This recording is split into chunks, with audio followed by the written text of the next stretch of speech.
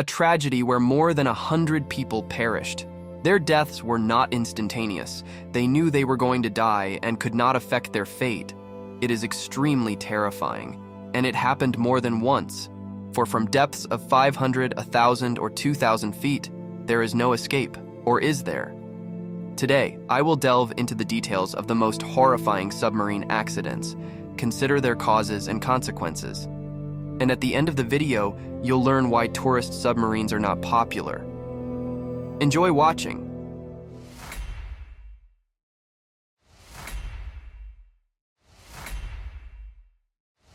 What do you know about these giant machines? These are mechanisms capable of submerging hundreds of people along with equipment and weapons for extended periods. And how does it all work? I have no idea. Let's go! However, I do know that it's a very complex system where everything must work together like clockwork. Otherwise, disaster is inevitable. Any minor malfunction or mismatch can lead to a tragedy. This was the case with the USS Thresher, an American nuclear submarine. 1963. The morning of April 9th did not start well. It was cloudy, windy, and the Atlantic was a bit stormy. The Thresher was scheduled to undergo several tests, including deep sea dives exceeding 1,150 feet. Why this specific number? It's simple. Previous generation American submarines couldn't dive that deep, which gave Soviet submarines, despite their lesser combat power, a significant advantage. The Thresher was supposed to change that. They set out early at 7:30. On board were 129 people, including 17 engineers, shipyard workers, and other civilian specialists, in addition to the crew. The test was conducted in stages. The submarine would descend to 100, 150 feet, after which the crew would check the equipment, inspect the hull for leaks, and if everything was normal, the Thresher would dive further, another 100, 150 feet, and so on until reaching 1,150 feet. Come on, man! Suddenly, as they approached the extreme depth, the support boat Skylark, which had been maintaining contact with the submarine, received a distress message from the young captain of the Thresher, John Harvey. "I have a trim problem aft, attempting to blow the tanks." Then came the sound of compressed air being released. Any submarine dives by filling special tanks with outside water. When it needs to surface, the liquid is expelled from these tanks by compressed air. Apparently, that's what the Thresher crew was trying to do, attempt an emergency ascent. But for some reason, it didn't work. The submarine continued to take on water and sink. At a depth of over 2,000 feet, the pressure hull failed, causing the death of all crew members. The submarine broke into 6 pieces and sank even deeper. Its wreckage now rests at a depth of 8,000 feet. How could engineers allow this? It's believed that the immediate cause of the disaster was a pipeline leak. This caused the reactor compartment to fill with water in an instant. And it couldn't be blown out. A second factor came into play: valve icing. Moisture accumulated in them froze at great depths, preventing air from passing through. It turned out that this problem was quite common in American submarines of the previous generation.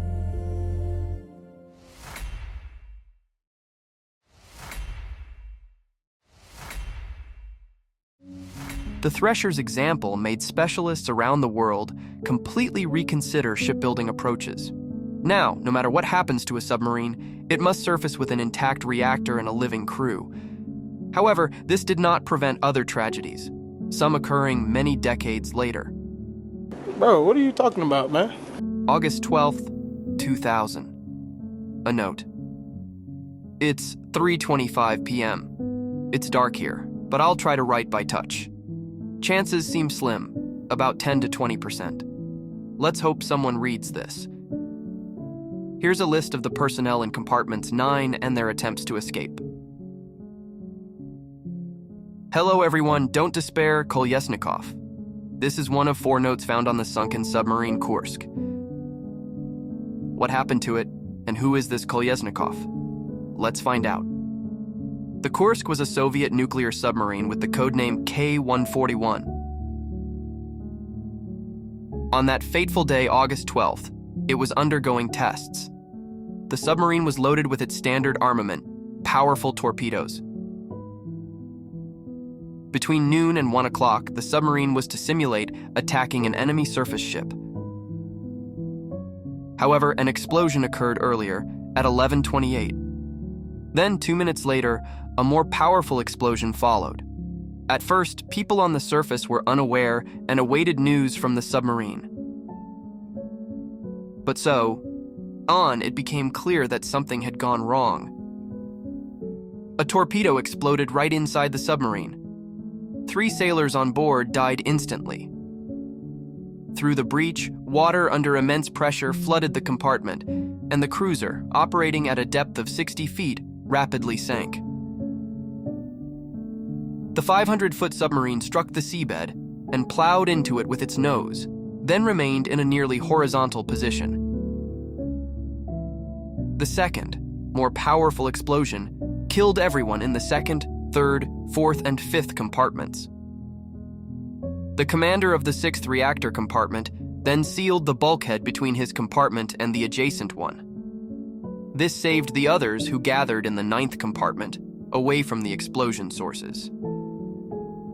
23 people locked themselves there at a depth of 350 feet and waited for help. But help never arrived. The command was assumed by Lieutenant Commander Kolyesnikov. The oxygen, water, and food supplies should have lasted 8 to 10 days. But forensic experts concluded that the occupants of the 9th compartment survived no more than 4.5 hours. What happened? One theory is that during the reloading of the air regeneration unit, someone dropped a few V-64 plates into the water, causing another explosion. 3 died instantly from it, and the remaining 20 suffocated. The fire consumed all the oxygen in the compartment.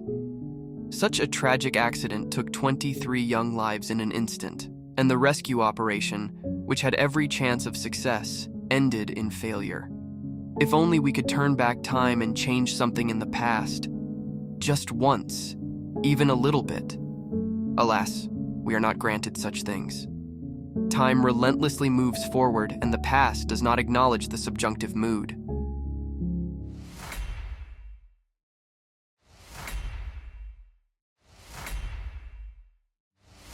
The previous story has many other interesting details.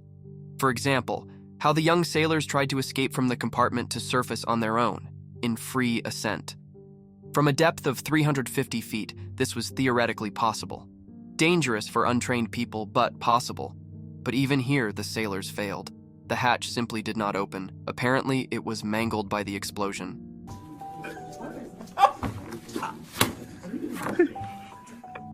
Let me elaborate on depth. To what depth can a person dive without health consequences? You'd be surprised, but in 2007, Austrian freediver Herbert Nitsch, already holding records and titles, attempted a depth of 700 feet. However, the athlete ascended too quickly and suffered a series of microstrokes. Due to brain hemorrhages, the freediver had to relearn how to walk and regain his memory. A record with no health consequences is considered to be the dive by Italian Alessia Zecchini. In April 2024, at a championship in the Philippines, she dived to a depth of 340 feet. And this figure is still less than what the Kursk submarine is attributed with. Moreover, the girl has been free diving since her teenage years. She is a professional athlete. An untrained person, on the other hand, has nearly 100% chance of suffering from decompression sickness at such a depth. In fact, even a depth of 160 feet can pose a danger. Let me give you an example. In June 1939, the Royal Navy submarine HMS Thetis was undergoing final trials off the coast of Liverpool.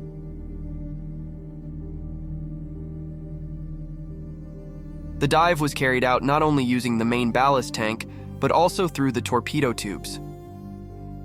All torpedo tubes were filled except the 5th one. According to the instruments, no water was entering it.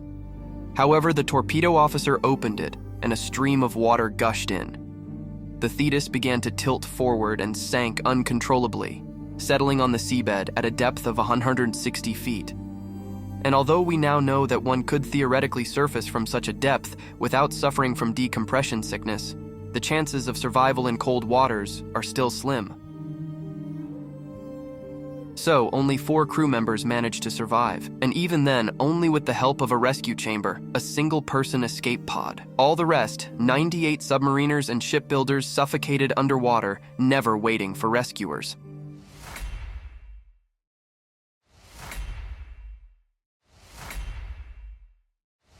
The next tragedy happened very recently. In 2021, the Indonesian submarine KRI Nanggala 402 sank. You might wonder, how could this happen? So many terrible tragedies and mistakes. Don't engineers learn anything? Let's look at the statistics.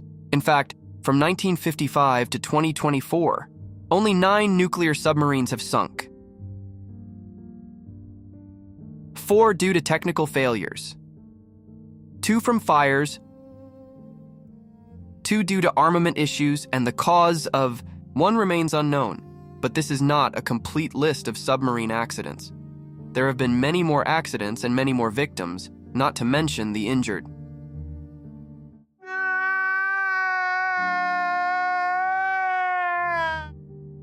Returning to KRI Nanggala 402, the most recent case.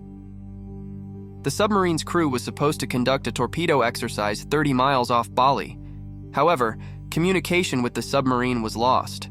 What happened is not definitively known, only a few theories exist.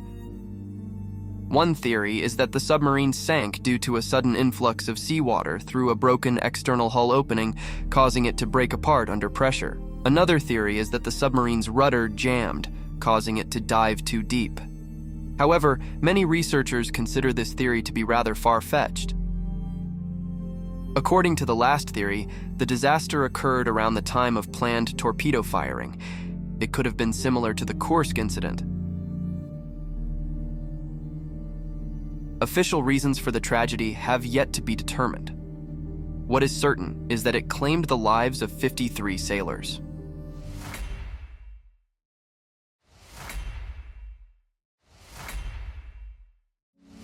The disappearance of the Argentine submarine, San Juan, has become one of the most mysterious incidents in recent history. The submarine vanished without a trace off the coast of Argentina on November 15, 2017, while returning to its home port of Mar del Plata. The last time the captain of San Juan communicated, he reported problems with the submarine's electrical system and a fire on board. I'm here to tell you right now. The Argentine Navy searched for the 44 crew members for several weeks, but all attempts were unsuccessful. It was only in November 2018 that a private company discovered the submarine's wreckage on the Atlantic Ocean floor. This incident sparked numerous rumors about corruption related to the San Juan modernization, which had been built in the 1980s. Reports suggested that the contracts for modernization, including a deal with the German battery manufacturer Hawker, were awarded without tenders. There is suspicion that the supplied batteries did not meet the necessary quality standards. We do not care.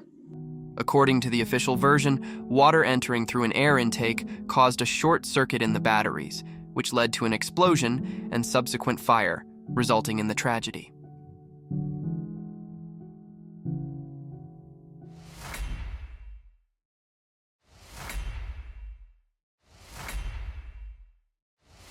By the way, everything I've discussed so far is related to military submarines. But are there tourist submarines? The internet suggests that most submarines are built exclusively for military purposes, claiming it's too expensive and dangerous to build submarines for entertainment. However, if you search for submarine tours, you'll definitely find something. Such tours are especially popular in Turkey, Thailand, and various tropical islands. Typically, these are very small submarines, accommodating 6 to 12 people, capable of diving only 30 to 50 feet underwater. Tickets for such entertainment cost between $50 and $200.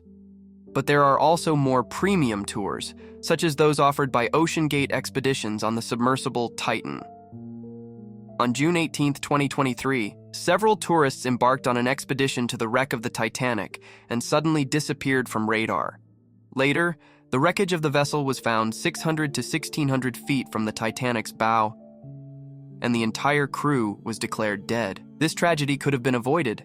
How? By not diving at all, as some participants in such excursions and a former employee of the company had warned about the risks associated with the submersible's safety. For example, in February 2023, Mark and Sharon Hagel, who had previously been on board, sued Stockton Rush, founder of OceanGate. They claimed they paid $210,000 for the Titanic excursion, but the submersible was not properly prepared for such a trip. A former employee also raised concerns about the use of carbon fiber, which he believed might not be suitable for such dives. And I've decided that I want to die. Stockton Rush admitted he always feared being trapped underwater in the submersible, though he never publicly expressed doubts about the safety of his vessel. Yet wealthy people continue to buy tours from OceanGate, despite everything. Is such an exclusive experience worth the risk?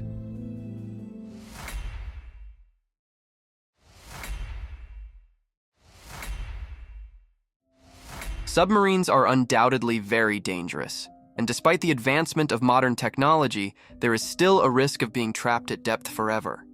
May these terrible disasters serve as a reminder of the importance of timely equipment checks. And if you happen to be a sailor, watched my video, and decided to change careers, I know what you should do. We are looking for editors, scriptwriters, voiceover artists, and creative producers. If you want to try something new, leave an application through the link in the description. Thanks for watching.